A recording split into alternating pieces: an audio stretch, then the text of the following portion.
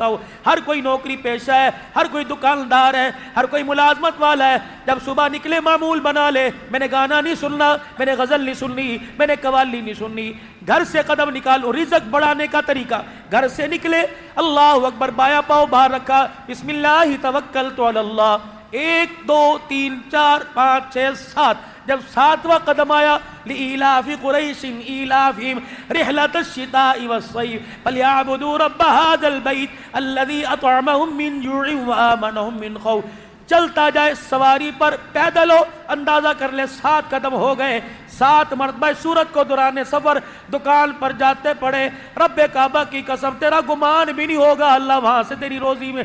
وہاں سے اللہ تیری جھولی میں روزی پہنچائے گا، گمان بھی نہیں ہوگا۔ وہ گاہک جو کبھی دکان پہ نہیں آیا وہ بھی گراہک بن کر تیرے سے سودا لینے کے لیے دکان پہ آئے گا۔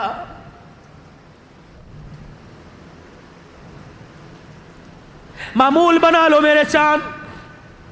میں نے دکان پر جانا ہے، میرا معمول ہے میں 100 مرتبہ سورہ اخلاص پڑھتا جاؤں گا،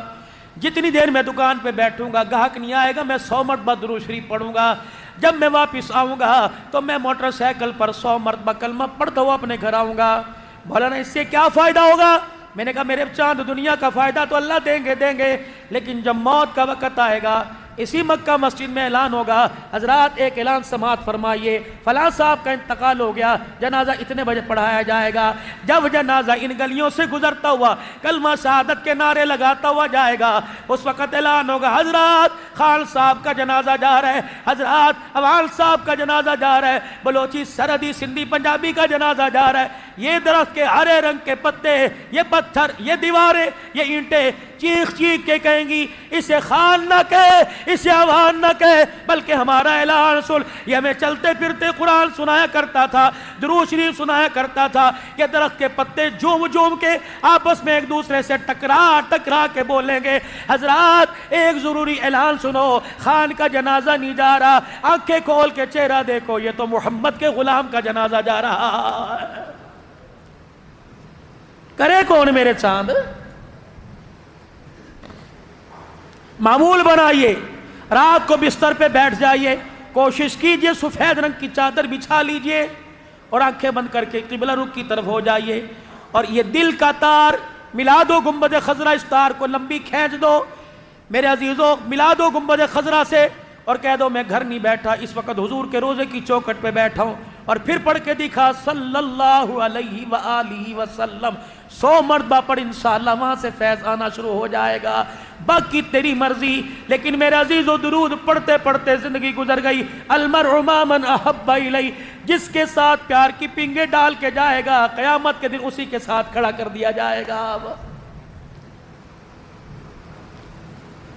اتنی سی زندگی، کوشش کرنا میرے چاند میرے پیارو، حلال کمانا اور اپنے بچوں کو حلال ہی کھلانا۔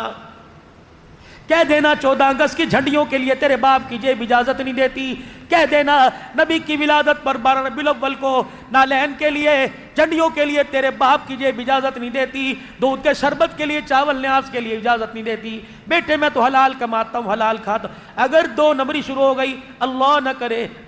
کرے اگر تیری میری نسل کے دسترخوان پر حرام کا لقمہ آ گیا، اس سے جسم تو پھیل جائے گا لیکن اللہ 3 نسلوں کو برباد کر کے رکھ دے گا۔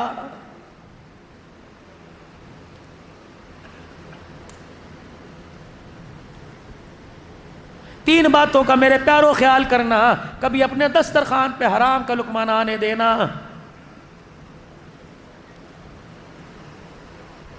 اگر حرام کا لقمہ دسترخوان پر آ گیا واہ اولاد نافرمان ہونا شروع ہو جائے گی۔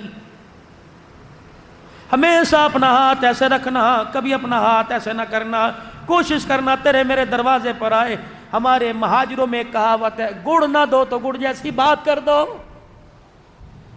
ایسی بات نہ کرنا کہ اگلے تو پہلے ہی پریشان ہے، ایسی بات نہ کرنا اس کے کلیجے پر چھرے کا وار آئے۔ یاد رکھنا روٹھے ہوئے سے راضی ہو جا۔